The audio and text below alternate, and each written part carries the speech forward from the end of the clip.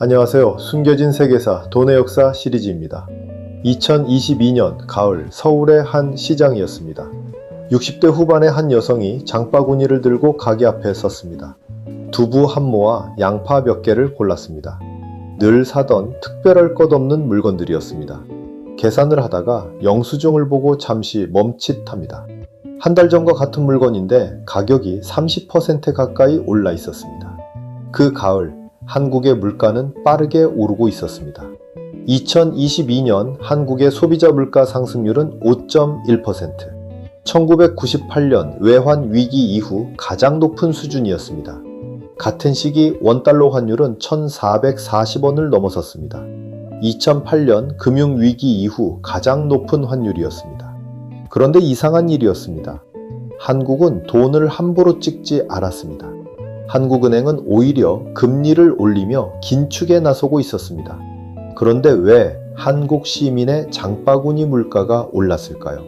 오늘 이야기는 그 답을 추적하는 이야기입니다. 그리고 그 답은 한국에 있지 않습니다. 워싱턴과 뉴욕에 있습니다. 그럼 시작하겠습니다.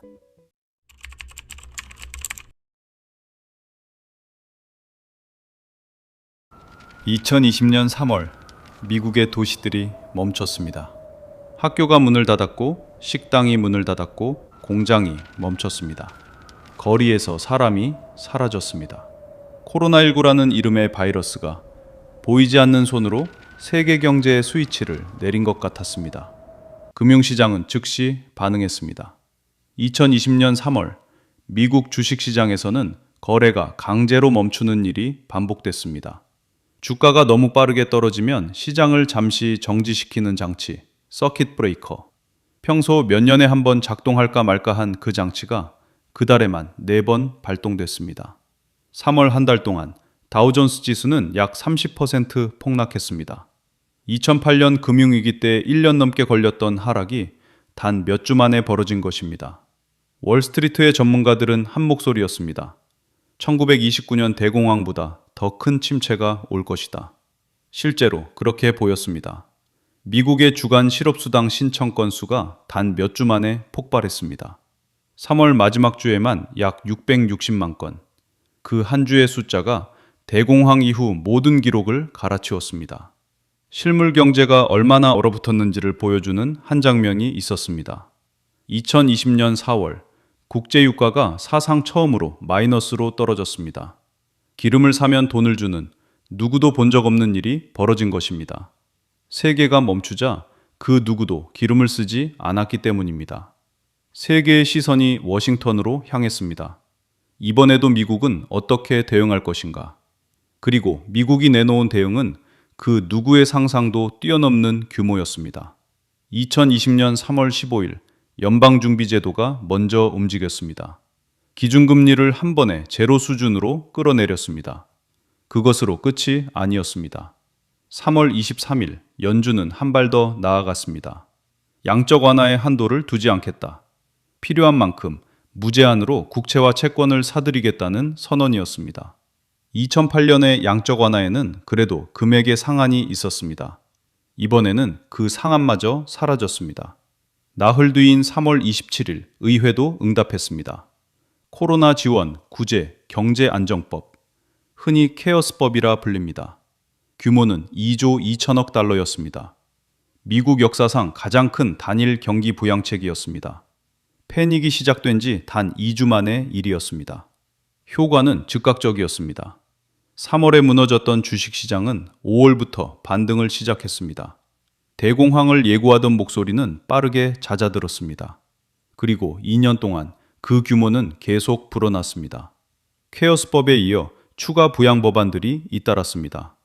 2020년 12월에 추가 부양책, 2021년 3월에 미국 구조계획, 이 모든 재정 지출을 합치면 약 5조 달러에 이릅니다. 미국 시민에게는 직접 현금이 지급되었습니다. 세 차례에 걸친 부양 수표였습니다. 1차로 1인당 1,200달러, 2차로 600달러, 3차로 1,400달러. 집집마다 정부가 보낸 수표가 도착했습니다. 4인 가구로 가정하면 한 가구가 한화로 약 1,500만 원의 현금을 받은 셈입니다. 여기에 더해 일자리를 잃은 사람에게는 매주 600달러의 연방 추가 수당이 얹혔습니다.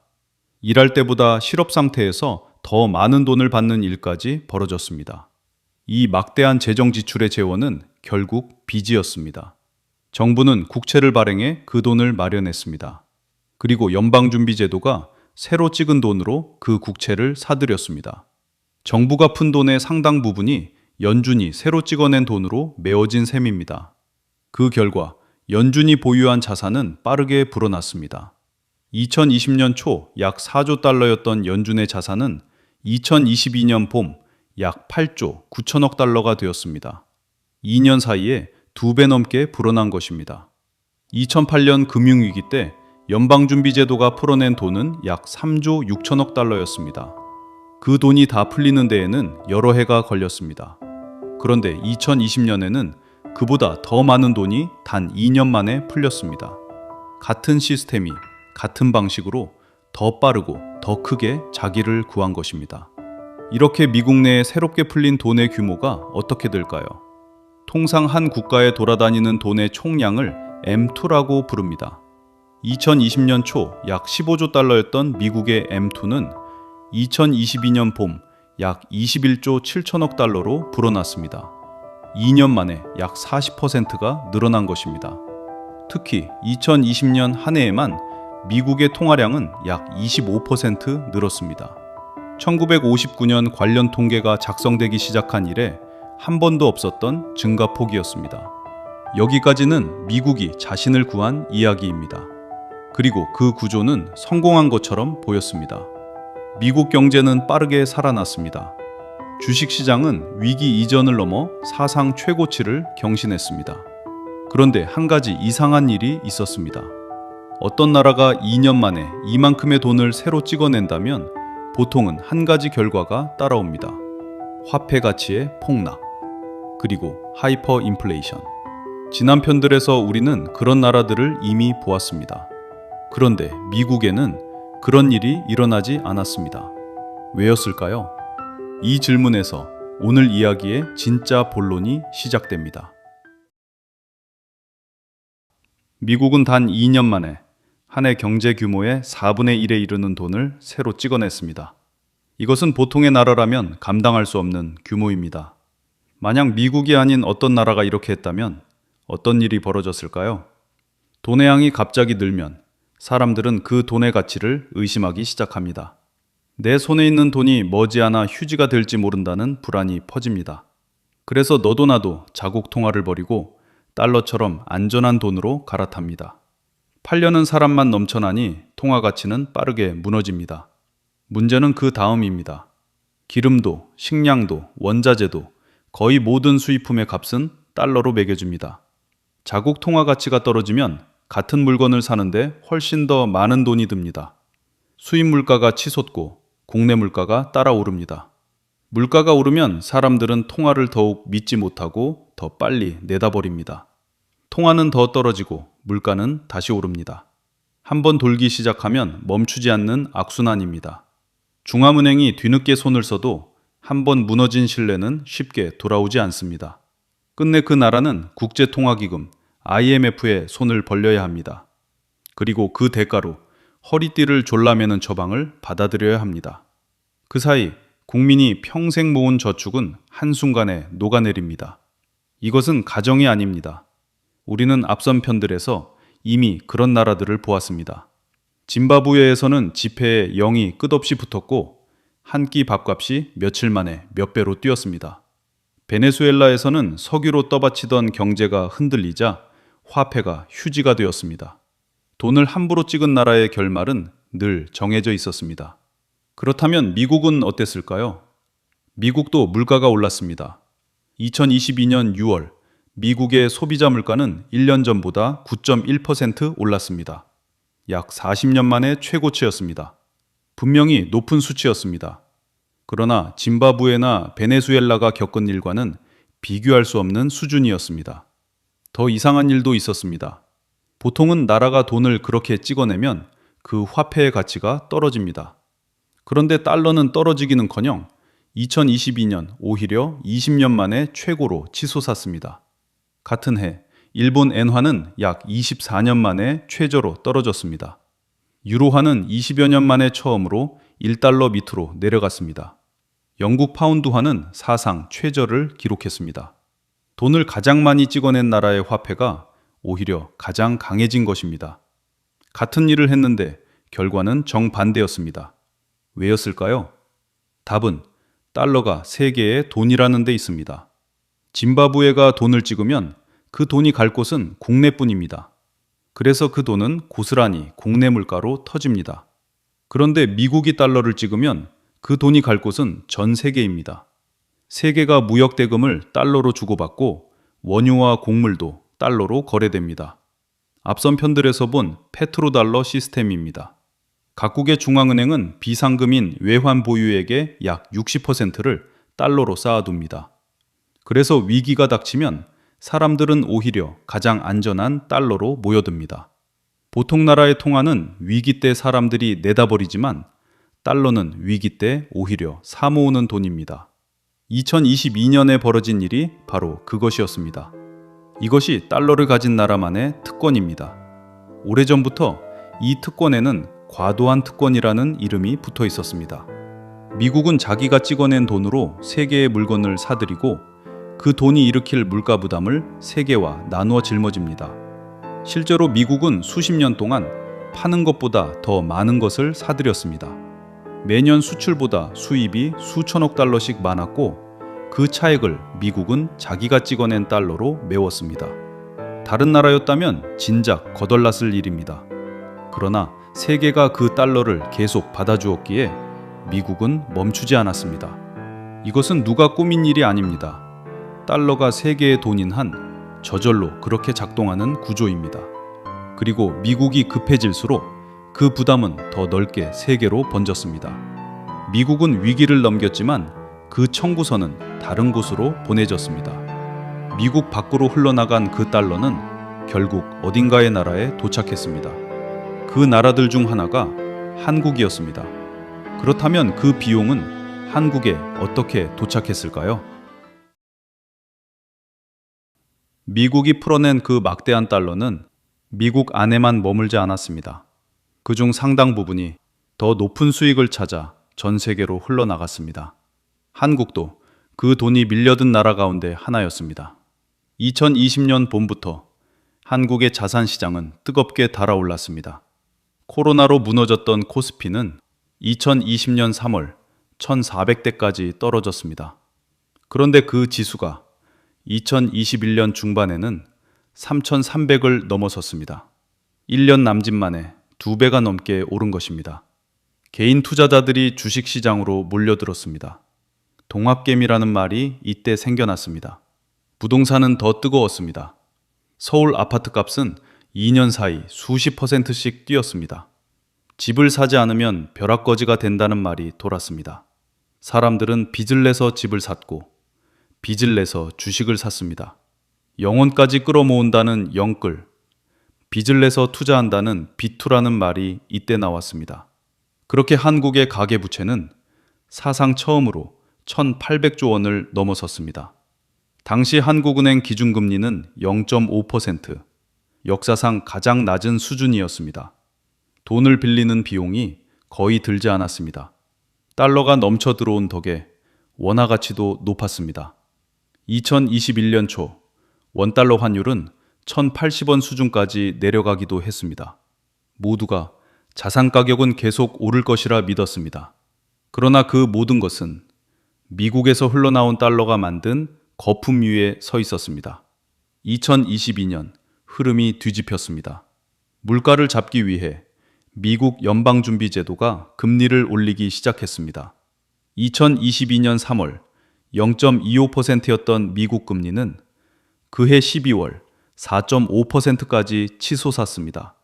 1년도 안 되는 사이의 일이었습니다. 미국이 금리를 올리자 세계로 흩어졌던 달러가 다시 미국으로 빨려 들어갔습니다. 더 안전하고 더 높은 이자를 주는 미국으로 돈이 되돌아간 것입니다. 한국에서도 외국인 자금이 빠져나가기 시작했습니다. 달러가 빠져나가자 원화 가치가 떨어졌습니다.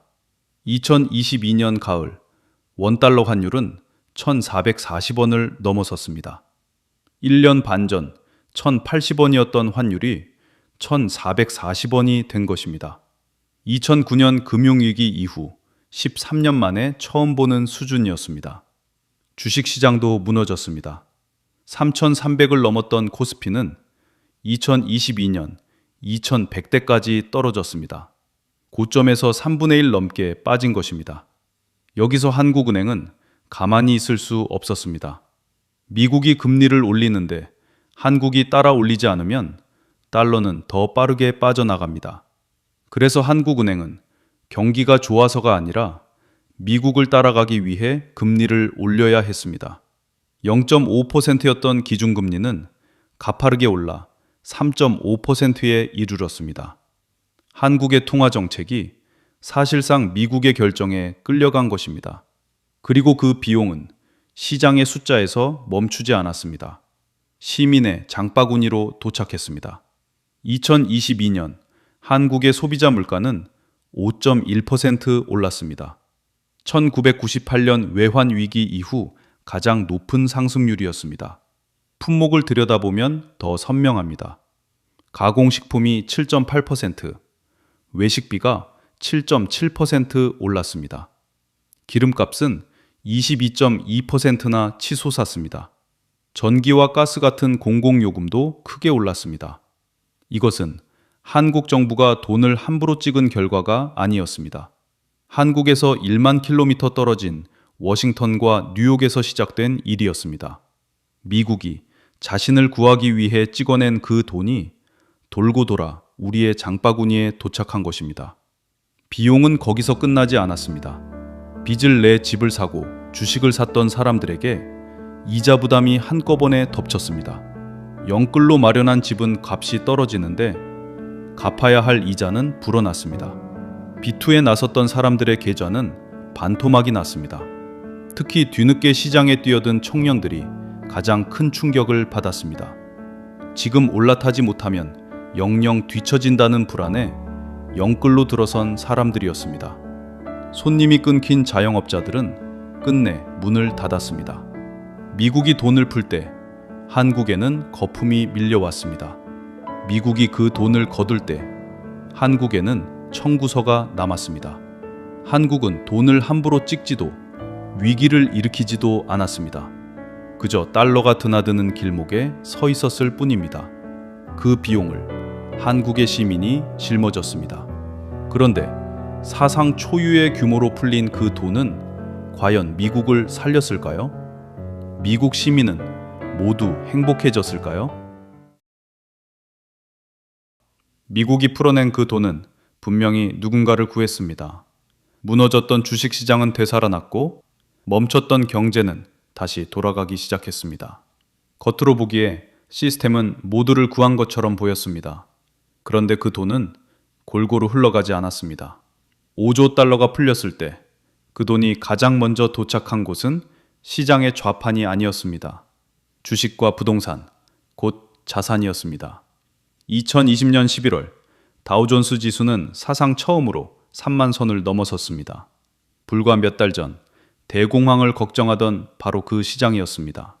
코로나로 무너졌던 미국 증시는 저점에서 2배 가까이 뛰어올랐습니다. 집값도 함께 치솟았습니다.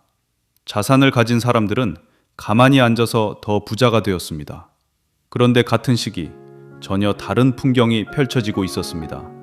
2020년 4월 미국의 실업률은 14.7%로 치솟았습니다. 대공황 이후 가장 높은 수치였습니다. 단 한 달 만에 2천만 개가 넘는 일자리가 사라졌습니다. 도시의 한쪽에서는 주가가 사상 최고치를 경신하는데 다른 한쪽에서는 푸드뱅크 앞에 자동차 행렬이 끝없이 이어졌습니다. 2020년 가을 미국에서 끼니를 걱정하는 사람은 약 2,600만 명에 이르렀습니다. 8명 중 1명꼴이었습니다. 같은 나라, 같은 시간에 두 개의 경제가 정반대로 움직이고 있었습니다. 경제학자들은 이 모습에 알파벳 한 글자의 이름을 붙였습니다. K. 위로 뻗는 선과 아래로 꺾이는 선.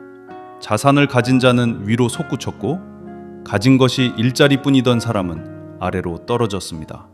그렇다면 그 위로 솟구친 자리에는 누가 있었을까요? 답은 주식을 누가 쥐고 있느냐에 있습니다. 미국에서 주식은 모두가 골고루 나눠 가진 자산이 아닙니다. 상위 10%의 가구가 미국 가계가 가진 주식의 약 89%를 쥐고 있습니다. 팬데믹을 거치며 사상 최고로 치솟은 수치였습니다. 반대로 하위 절반의 가구가 가진 주식은 전체의 1%에 불과합니다. 그러니 자산으로 흘러간 그 돈은 결국 자산을 가진 소수에게 도착했습니다. 팬데믹 2년 동안 미국 상위 1%가 주식에서 불린 돈만 6조 5천억 달러가 넘었습니다. 미국의 억만장자들은 그 짧은 기간에 순 자산을 약 2조 1천억 달러 늘렸습니다. 위기 이전보다 70%가 많아진 것입니다. 그 사이 억만장자의 수도 614명에서 745명으로 늘었습니다. 누군가에게 위기는 자산을 불리는 기회였습니다. 이 풍경은 사실 우리에게도 낯설지 않습니다. 3장에서 본 한국의 모습이 바로 그것이었습니다. 빚을 내서라도 자산에 올라탄 사람과 그러지 못해 뒤처진 사람, 영끌과 벼락거지는 한국만의 이야기가 아니었습니다. 전 세계에서 동시에 벌어진 같은 분열의 한 장면이었습니다. 미국이 자신을 구하기 위해 찍어낸 돈은 세계의 주변부로만 비용을 떠넘긴 것이 아니었습니다. 미국 사회 안에서도 가진 자와 가지지 못한 자를 갈라놓았습니다. 시스템이 구한 것은 모두가 아니었습니다. 시스템 자신과 자본을 가진 자였습니다. 한 사회 안에서 누구는 위로 솟구치고 누구는 아래로 떨어지면 그 격차는 그냥 사라지지 않습니다. 불만으로 그리고 분노로 사회 안에 쌓여갑니다. 가진 자와 가지지 못한 자의 거리가 멀어질수록 그 사회는 안에서부터 위험한 압력을 받습니다. 역사를 돌아보면 한 가지 흐름이 보입니다. 안의 모순이 커질 때 시선은 종종 밖으로 향하곤 했습니다. 밖에 맞설 상대를 두면 안에 갈라진 틈은 잠시 가려집니다. 나라와 나라 사이의 마찰도 무역을 둘러싼 다툼도 그런 흐름과 무관하지만은 않았습니다. 이것은 어떤 음모가 아니라 오래 되풀이되어 온 패턴입니다. 안이 골물수록 눈은 밖을 향하게 됩니다.